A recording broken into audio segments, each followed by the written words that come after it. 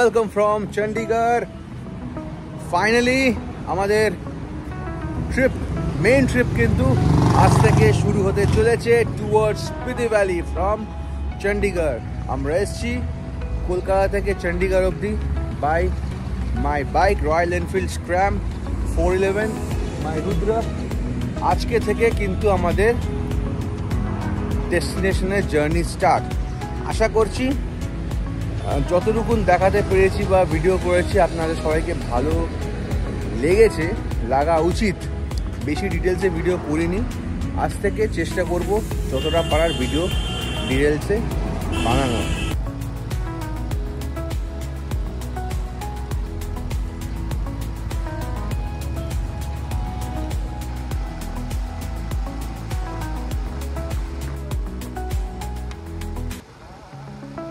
আমার royal Enfield Scram 411-এ Chandigarh থেকে সিমলা যাওয়ার চ্যালেঞ্জ নিতে আমার সাথে যোগ দিন। দেখি এই মহাকাব্যিক যাত্রায় নানান মোড় আমি সামলাতে পারি কিনা। হিমাচল প্রদেশের মনোরম প্রাকৃতিক দৃশ্য আমাকে সবসময় আকর্ষণ করে এবং দুই চাকার উপর চড়ে সেগুলো ঘুরে দেখার জন্য আমি উত্তেজিত। চণ্ডীগড় থেকে সিমলা কেবলমাত্র যাত্রার চেয়েও বেশি কিছু। এটি পাহাড়ি ঢেউ, ঘন বন এবং অদ্ভুত পাহাড়ি শহরগুলির মধ্যে দিয়ে ভ্রমণের অভিজ্ঞতা। পাহাড়ে বাইক চালানো মোটেও মসৃণ নয়। আবহাওয়া মুহূর্তের মধ্যে বদলে যেতে পারে এবং আপনি বৃষ্টি, কুয়াশা, এমনকি তুষারপাতেরও মুখোমুখি হতে পারেন। রাস্তাগুলি বেশ রুক্ষ হয়ে উঠতে পারে। খরা, বাঁক এবং তীব্র অবনতির সাথে আপনার সম্পূর্ণ মনোযোগ প্রয়োজন। এবং তারপরে রয়েছে রাইডিং গিয়ার। আপনার বাইকটি সেরা কন্ডিশনে বা অবস্থায় থাকা কিন্তু অত্যন্ত জরুরি বা দরকার, এবং আপনার সঠিক রাইডিং গিয়ারেরও প্রয়োজন। এই ধরনের দীর্ঘ যাত্রার জন্য একটি ভালো হেলমেট, মজবুত গ্লাভস এবং আরামদায়ক বা কমফর্ট রাইডিং বুট বা জুতো অপরিহার্য। অলরেডি কিন্তু হিমাচলে এন্ট্রি করে গেছি। এখান থেকে সিমলা মাত্র 50 কিলোমিটার বাকি। সিমলা থেকে আমাদের ডেস্টিনেশন হচ্ছে নারকান্ডাতে আজকে স্টে আছে। তারপরে একটা করে অ্যাক্টিভিটি আমরা করার চেষ্টা করব বা করবো। আর একটা কথা বলি, এত আনন্দ লাগছে, এত ভালো লাগছে, যেটা আমি নিজের ভাষায়, ইংরাজি হোক, বাংলা হোক, হিন্দি হোক, বলে আমি সেটাকে বর্ণনা দিতে পারবো না বা ডেসক্রিপশন দিতে পারবো না। কি রাজিদা, তাই তো? একদম এত সুন্দর লাগছে, মানে প্রচুর। আমি বারবার একটাই কথা বলছি, প্রচুর ভিডিওস দেখেছি, প্রচুর ইনস্টাগ্রামে ভিডিও, ব্লগ, যারা ট্রাভেল ব্লগ করে আমার ভাইরা, বোনেরা, বন্ধুরা, প্রত্যেকজনকে বস হ্যাটস অফ। যারা ট্রাভেল ব্লগ করে প্লাস যারা মোটো ব্লগিং করে তাদের হ্যাটস অফ। এত সুন্দর সুন্দর জায়গায় এসে আর আসা is not a matter of joke. যারা নিজেরা আসবে বা আসে তারাই জানে কতটা কষ্টকর। আর কষ্ট তো definitely tough, it's a tough thing. কেন 2000 কিলোমিটার, 1900 কিলোমিটার আসার পরে আসল জার্নিগুলো আরম্ভ হয়।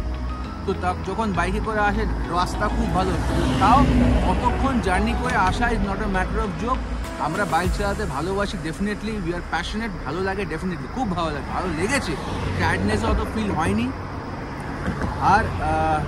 আর কি বলবো, কিছু বলার মতন নেই। রাস্তা দেখতে দেখতে, প্রকৃতি দর্শন করতে করতে আমরা সিমলার দিকে, তারপরে নারকান্ডার দিকে এগিয়ে যাব। তারপরে আমরা ঢুকে যাব হচ্ছে কিন্নর ডিস্ট্রিক্টে, স্পিতি ভ্যালির উদ্দেশ্যে। তাই তো রাজিদা? একদম। রাজিদার কিন্তু খুব আনন্দ লাগছে, কারণ রাজিদা, একটা কথা বলে রাখি, ও কিন্তু বাইকে বা এসবের কোনো রকমের প্যাশন বা ইচ্ছা বা এসব ছিল না। আমার সাথে একবার দুবার গেছিল, তারপর আস্তে আস্তে ওর ইচ্ছেটা হয়েছে। আর আমার সাথে যে অ্যাকর্ডিং টু হিজ এজ যে আমার সাথে পিলিয়ন হিসেবে এসছে, এটা কিন্তু হ্যাটস অফ। হ্যাঁ, পিলিয়ন হিসেবে প্রচুর লোক আসে, ডেফিনেটলি আসে, বাট যার অভ্যাস নেই, যে বাইক চালাতে পারে না, সেও যে এসেছে বা আসতে পারে, যেই হোক না কেন। আর আমি যেহেতু আমার সাথে রাজ্জিদা আছে, আমি রাজ্জিদাকেই থ্যাঙ্কস জানাবো বা হ্যাটস অফ জানাবো যে আমার সাথে এতটা কিলোমিটার এসছে। রাস্তা নো ডাউট ভালো, আমার বাইক নো ডাউট ভালো। বাইককে শত কোটি নমস্কার জানাই, রয়্যাল এনফিল্ড শত কোটি নমস্কার, এর মতন বাইক আর হয় না ইন্ডিয়ান রোডে। তো যাই হোক, আমার সাথে যে এসছে এটা হ্যাটস অফ, হ্যাটস অফ। আর আমরা তো আগেও সিমলাতে এসেছি, তাই না? আগেও আমরা সিমলাতে এসেছি, বাট এখন যে হিমাচলে আগেও আমরা এসেছি, ঘুরে গেছি। এত সুন্দরভাবে আমরা দেখবো এবারে নিজের, আর চেষ্টা করবো ভিডিওসগুলো দেখুন আমরা করি হচ্ছে মেমোরিকে একটুখানি প্রিজার্ভ করে রাখার জন্য, এটাই হচ্ছে ব্যাপার। এনিওয়েজ, আবার রাস্তায় দেখা হচ্ছে। আমি পুরো মোটর ব্লগিং করছি না, আমি যতটা পারছি ভিডিও করার চেষ্টা করছি। আর অবশেষে একটাই কথা বলবো, আপনারা বাড়িতে বসে না থেকে প্লিজ বেরিয়ে পড়ুন আর ভারতবর্ষ দেখুন, ট্রাভেল করুন, আনন্দ থাকুন, সুস্থ থাকুন। আমি শিখেছি যে পাহাড়ে চড়ার জন্য মানসিক প্রস্তুতির পাশাপাশি শারীরিক সহনশীলতা গুরুত্বপূর্ণ। আপনাকে মনোযোগী থাকতে হবে, বিশেষ করে সরু রাস্তা যেখানে ভুলের কোনো সুযোগ নেই। রয়্যাল এনফিল্ডের ক্লাসিক আকর্ষণ এবং শক্তিশালী গঠনের কারণে এই অ্যাডভেঞ্চারের জন্য নিখুঁত সঙ্গী বলে মনে হয়। এর শক্তিশালী ইঞ্জিন এবং মিশ্রণ হ্যান্ডেলিং এটি খোলা হাইওয়ে এবং আঁকাবাঁকা পাহাড়ি রাস্তার উভয়ের জন্যই উপযুক্ত করে তোলে।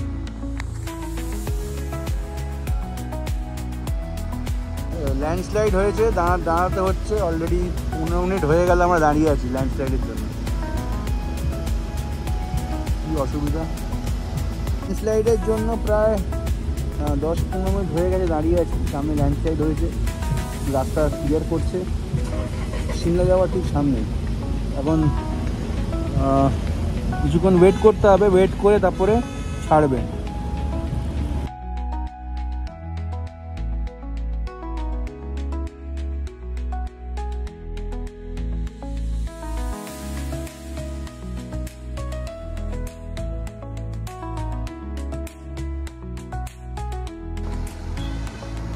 চণ্ডীগড় থেকে সিমলা যাওয়ার পথে ঘুরে বেড়ানোর অনেক স্টপেজ আছে। আমার প্রিয় শহর কুফরি, যেখানে সবুজ উপত্যকা এবং অ্যাডভেঞ্চার স্পোর্টস রয়েছে। আর খাবার তো আছেই, মাদ্রা, চানা মাদ্রা এবং সিদ্ধুর মতন স্থানীয় সুস্বাদু খাবার না খেয়ে আপনি হিমাচল প্রদেশের মধ্যে দিয়ে ভ্রমণ করতে পারবেন না। স্বাদ অসাধারণ এবং এটি আপনার যাত্রার পরবর্তী ধাপের জন্য জ্বালানি তৈরি একটি দুর্দান্ত উপায়। পাহাড়ের মধ্যে দিয়ে যখন আমি বাইক চালাচ্ছিলাম তখন রাইডের রোমাঞ্চ স্পষ্ট ছিল। আমার চুলে বাতাস, ইঞ্জিনের গর্জন এবং প্রতিটি মোড়ের আত্মাশ্চর্য দৃশ্য এক রোমাঞ্চকর অভিজ্ঞতার জন্ম দিয়েছিল। রাস্তার প্রতিটি বাঁক একটি নতুন দৃশ্য, একটি নতুন চ্যালেঞ্জ এবং কৃতিত্বের এক নতুন অনুভূতি প্রকাশ করেছিল।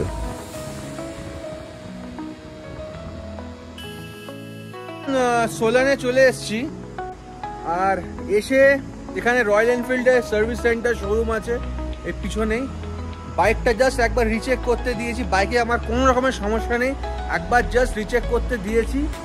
বাইকটা রিচেক করবে, রিচেক করে আমাদের দিয়ে দেবে। আর এখন লাঞ্চ করবো একটুখানি। এই লাঞ্চ এখানে আছে একদম এই শোরুমের সামনেই। এই শোরুমের সামনে একটা আছে ঠাকুর ভোজনালয়, ভেজ খাবার। এখানে নেবে হচ্ছে 120 টাকা করে থালি। আর এখানকার খাবার দাবারের দাম যথেষ্ট কম আর খুব ভালো ও সুস্বাদু। তো আমরা এখন কিছুক্ষণ ওয়েট করতে হবে, খাবারটা লাঞ্চটা করে আমরা আবার সিমলার দিকে রওনা দেবো। সজিদা কেমন লাগলো বলবো? আমরা যে এতটা এলাম, কেমন লাগলো? বহুতই বড়িয়া, অনেক অনেক ভালো। ভালো লেগেছে?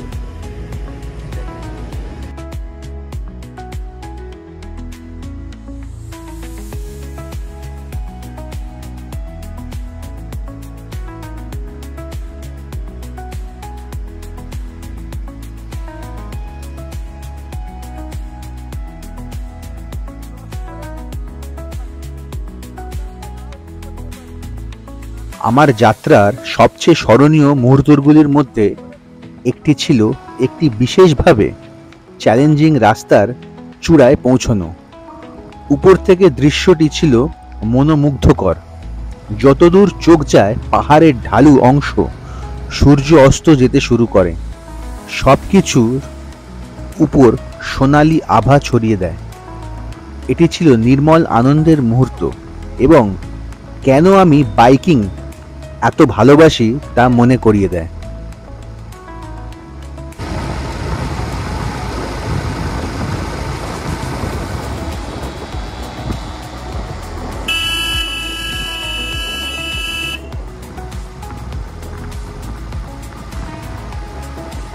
এই অভিযানের পুনরাবৃত্তি করে এটা স্পষ্ট যে রয়্যাল এনফিল্ড স্ক্র্যামে চণ্ডীগড় থেকে সিমলা পর্যন্ত যাত্রা কেবল গন্তব্যের চেয়েও বেশি কিছু।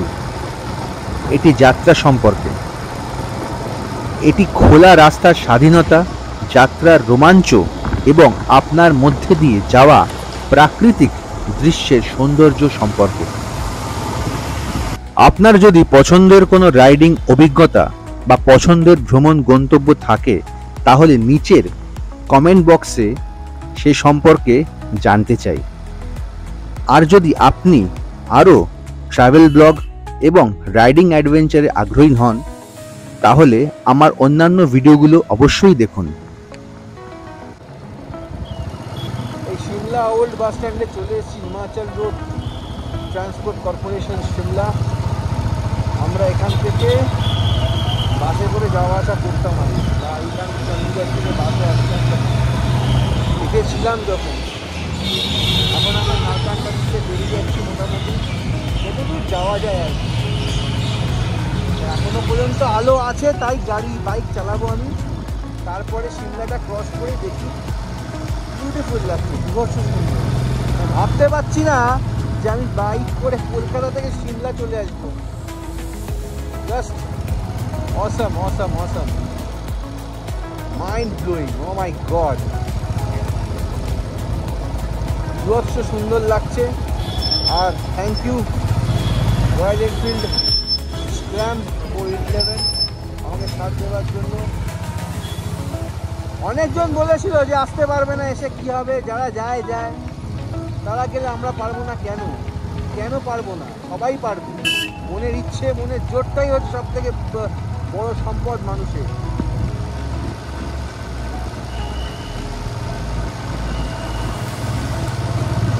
সিমলা দিয়ে ভেতর দিয়ে আমরা যাচ্ছি হচ্ছে নারকান্ডা ভ্যালি। কুফরিতেই মনে হচ্ছে থাকবো, কারণ সন্ধ্যে হয়ে আসছে। এনিওয়েজ একটু রেস্টও দিতে হবে। রেস্টের থেকে মেন কথা ঠান্ডা আছে, টায়ার বডি আমার ঠিক আছে, বডি টায়ার্ড হয়নি, কিন্তু খিদে পেয়ে গেছে খুব জোরে। খেতে হবে আন্ডা আর ডিম একটু পেলে ভালো। পুরোটাই ডাউন হিল গানটা। এগুলো কি বরফ নাকি ব্লিচিং পাউডার ছুঁয়েছে বুঝতে পারছি না তো। বরফ মনে হচ্ছে, হ্যাঁ কি বলছো?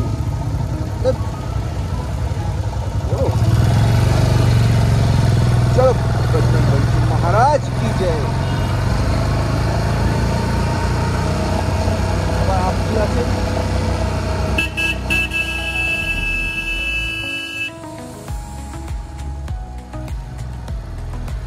প্রচুর জ্যাম। বাইক আছে বলে বেরিয়ে যেতে পারছি, গাড়ি থাকলে মোটামুটি 4-5 ঘন্টা দাঁড়িয়ে থাকতে হতো। মানে পাবলিকের এত মানে কি বলবো ইমোশন, ইন্টারেস্ট ঘুরতে আসার, প্রচুর ট্যুরিজম এখানে ভরে গেছে। বিউটিফুল, খুব ভালো।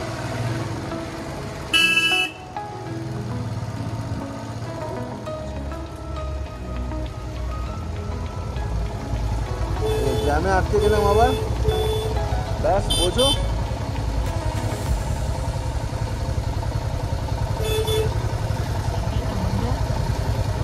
বাজে এখন 7টা।